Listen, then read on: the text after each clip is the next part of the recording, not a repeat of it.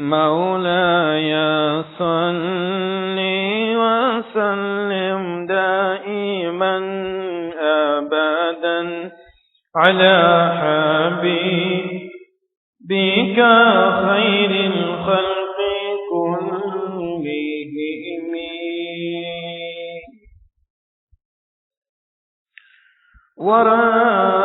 وراعها وهي في الأعمال سائمة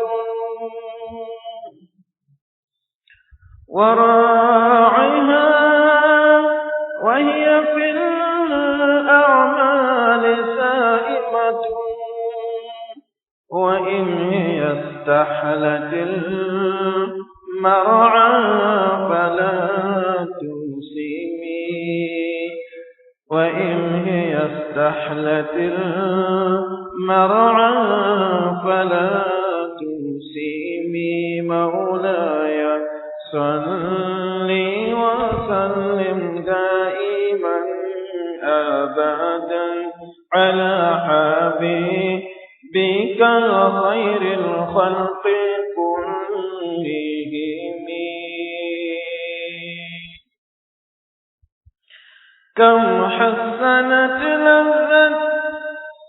كم حسنت لذة للمرء قاتلة كم حسنت لذة للمرء قاتلة من حيث لم يدر أن السم في التسامي من حيث لم يدر أن السم في التسامي مولاي صل وسلم دائما أبدا على حبيبك خير الخلق كلهم واخشى الدسائس من جوع ومن شبع واخشى الدسائس من جوع ومن شبع فرب مخمصة شر من الدخان فرب مخمصة شر من الدخان مولاي صل وسلم دائما أبدا على حبيبك خير الخلق كلهم واستفرغ الدمع من عين قد امتلأت واستفرغ الدمع من عين قد امتلأت من المحارم والزم حمية الندامى من المحارم والزم حمية الندامى مولاي صل وسلم دائما أبدا على حبيبك خير الخلق كلهم. بسم الله الرحمن الرحيم. مولاي صل وسلم دائما أبدا على حبيبك خير الخلق كلهم. We will be doing the next 8 poems of the second chapter of Qaseedah Burdah.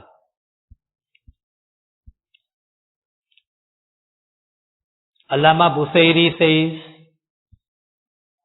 وَرَاعِهَا وَهِيَ فِي الْأَعْمَالِ صَائِمَةٌ وَإِنْ هِيَ اسْتَحْلَتْ الْمَرْعَى فَلَا تُسِمِ.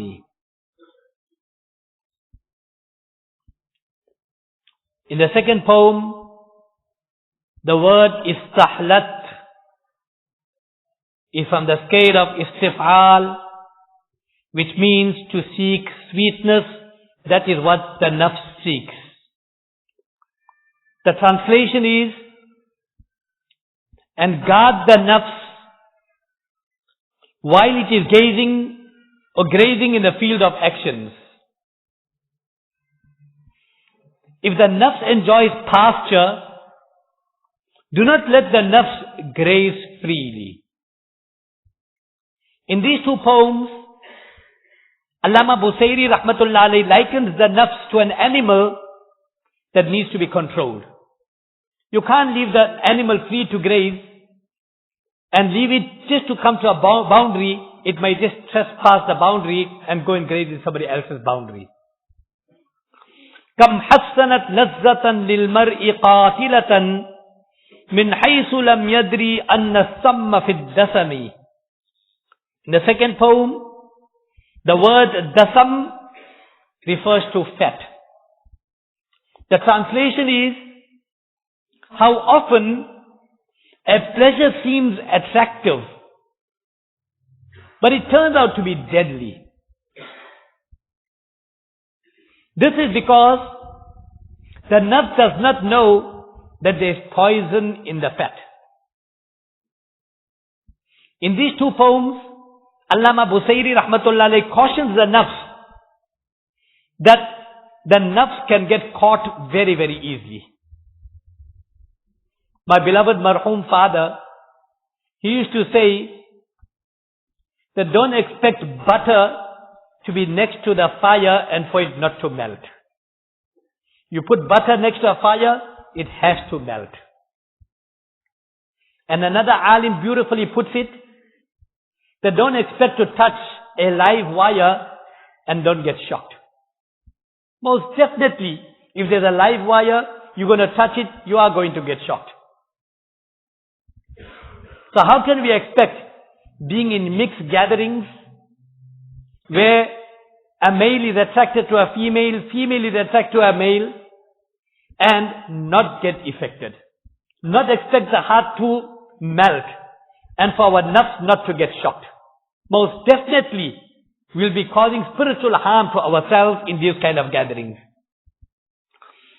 وَخْشَدْ دَفَائِسَ مِنْ جُوعٍ وَمِنْ شِبَعِ فَرُبَّ مُخْمَصَةٍ شَرٌّ مِنَ التُّخَمِ.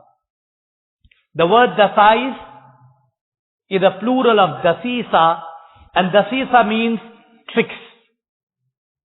In the second poem, the word tukhami, it refers to indigestion. The translation is, and fear the tricks of hunger and fear the tricks of being full. At times, hunger is worse than indigestion. In these two poems, Allama Busayri rahmatullahi alerts us to the tricks of the nafs. Sometimes we may feel that eating is better than hunger. But at times it may be the opposite way, where hunger can maybe even take the person into kufr and deprive him of iman. وَاسْتَفْرِغِ الدَّمْعَ مِنْ عَيْنٍ قَدْ امْتَلَأَتْ مِنَ الْمَحَارِمِ وَالْزَمْ حِمْيَةَ النَّدَمِ. And shed tears from those eyes which have been filled with haram. Haram here refers to the prohibited sights, the lustful glances of the opposite gender to the opposite gender, and hold firm to the protection of regret. In these two poems, Allama Busayri rahmatullahi cautions us of one trick of the nafs, and that is bad nazar, throwing lustful glances to the opposite gender. Allama Busayri rahmatullahi refers to the sins of the eyes. How it can deprive a person of ruhaniyat, deprive a person of getting close to Almighty Allah Tabarak wa Ta'ala. See, the eyes, it is such a force that it causes all the other limbs of the body to react. When a person sees something, then the message goes to the brains. From the brains, it goes to the heart. And from the heart, then the eyes react, the hands react, the feet react, the mouth reacts. All that is spurred by the person looking. The person starts thinking, the heart starts feeling, and then the person wants to walk and the person then wants to talk. That is the reaction of the nafs. And the reaction of the eyes. Now, with the eyes, the person can do lots of virtuous deeds. He can get very close to Almighty Allah Tabarak wa Ta'ala. In the hadith it is mentioned that if a person happens to look at his parents with eyes of love, eyes of compassion, eyes of raham and karam, then Allah Tabarak wa Ta'ala would reward the person with the reward of Umrah and Hajj. Sahaba asked Nabi Kareem Sallallahu Alaihi Wasallam, Ya Rasulullah, what if the person has to look at the parents so many times a day with eyes of love and compassion? Nabi Kareem Sallallahu Alaihi Wasallam mentioned that even if a person has to look at his parents with love and compassion for 100 times a day, with care, with love, with compassion, with softness, then Allah will give him the reward of those number of umrahs and hajj. With the eyes, if a person is by the Kaaba Sharif, and he keeps on looking and admiring the Kaaba Sharif, then just by looking at the Kaaba Sharif, 100 rahmats of Allah Tabarak wa Ta'ala descends. But for a person that looks at the Kaaba Sharif, just by looking, then Allah will give him 20 rewards, 20 rahmats will be directed towards him. Now this is because of the eyes. At the same time, the eyes can be also very, very harmful and very, very detrimental. In one hadith, Rasulullah Sallallahu Alaihi Wasallam reported to have mentioned, Al-Ainan Tazniyan, wa zinahuma an-nazar. The two eyes, they also commit zina. And the zina of the eyes is to throw lustful glances in the opposite gender. A man looks at a woman with lust, with desire. But a woman, she also looks at a man with lust and with desire. So that is the zina of the eyes. Allama ibn Qayyim rahmatullahi, he mentions that in one hadith where Rasulullah Sallallahu Alaihi Wasallam mentioned, An-nazar sahmum masfum min sihami shaitan. Or kama qala Rasulullah Sallallahu Alaihi Wasallam. He's throwing this lustful glance, looking at a woman with passion, with desire, enjoying the form and shape of her body. She's not your wife, and you're just enjoying the form and shape of her. And that is a very poisonous shaitan, poisonous arrow of the poisonous arrows of the shaitan. In explanation of this, Allama ibn Qayyim rahmatullahi mentions that this is such an arrow. It is such an arrow that it first wounds the archer. The person that throws it, it first wounds him before it wounds somebody else. So obviously, when a person is throwing a lustful glance, then it's first going to wound the person's iman and going to wound the person's ruhaniyat. And then Ibn Qayyim gives an example of a muazzin. Many, many years calling out the azan. What a great act of virtue it is. When a person is calling out the azan, how close is he to Almighty Allah Tabarak wa Ta'ala. Nabi Kareem Sallallahu Alaihi Wasallam mentioned that the people with the longest necks on the day of Qiyamah will be the muazzinun. So Ibn Qayyim rahmatullahi mentioned an example of one muazzin. He was climbing the steps to go and call out the azan. And the next door house, there was a Christian girl. So his nazar fell on her, he looked at her, and he took a liking towards her. He got infatuated with her. So he goes to the father, and he tells the father, I want to marry your daughter. The father told him, we are Christians, you are a Muslim. We hear you calling on the adhan every day. How can you marry my daughter? The only way you can marry my daughter is that you have to abandon Islam. Accept Christianity, and then from there we'll consider your proposal. Now when a person is intoxicated in love, infatuated in love, he doesn't think. He just wants to pursue his passion and his desire. So in pursuing his desire, he abandoned Islam. He became a murtad, a renegade, became a Christian. And now when he went to propose for that girl, it happened such, taqdeer was such, fate was such, Malakul Maut came and took his life away. So ask ourselves these questions, that when we're throwing these lustful glances, what if Malakul Maut have to come and take my life away at that time and point? That is why Allah Tabarak wa Ta'ala tells us in the Quran Kareem, قُلْ لِلْمُؤْمِنِينَ يَغُضُّوا مِنْ أَبْصَارِهِمْ قُلْ لِلْمُؤْمِنَاتِ يَغْضُضْنَ مِنْ أَبْصَارِهِنْ. Tell the believing males, lower their nazar. Tell the believing females, also they should lower their nazar. I mentioned it before, my incident with Hazrat Mufti Mahmud Hassan Gangohi, rahmatullahi, my sheikh. We were traveling in Zimbabwe, and it was at night. The driver that was driving the car, so he was explaining to Hazrat Mufti Sahab, rahmatullahi, that when there's an oncoming car coming, then you dim your lights, and when there's no oncoming car, then you brighten your lights. Hazrat Mufti Sahab, rahmatullahi, was a Muslim, spiritual reformer. So on the turn he mentioned that exactly in the same way, that when the person is walking and on the opposite side, if there's an opposite gender, for example, if there's a woman on the other side, then you have to also dim your light, you also have to lower your gaze. And if you don't lower your gaze, at that time, then the lights on that side, there's lights on this side, and there's bright lights on both sides, so an accident will take place. So we have to lower our gaze and look after our nazar. It is mentioned in Tirmizi, Abdullah ibn Umar radiallahu ta'ala mentioned that he heard this hadith many, many times from Rasulullah sallallahu alayhi wa sallam about a person from the Banu Israel, Kifl. A woman came up to him, asked for financial help and assistance. He refused. When she was in a state of desperation, then he agreed to give her 60 dirhams on condition she allows him access to herself. She was in a state of desperation. So she gave in. Now, when he was about to fulfill his passion and his desire, she started crying. So why are you crying? Did I do anything wrong? I made an offer, you agreed, and we're fulfilling that pledge, that agreement. He says, لا تفتح الخاتم إلا بحق. Don't open the seal, but in the right way. I never did this haram, I never did this wrong any time, but because of desperation, I'm driven to do this wrong. She cried so much that it had an impact on him. He withdrew and he stayed away from this haram. He passed away, and it was written on his door the following morning that Allah has given this person Jannat in paradise.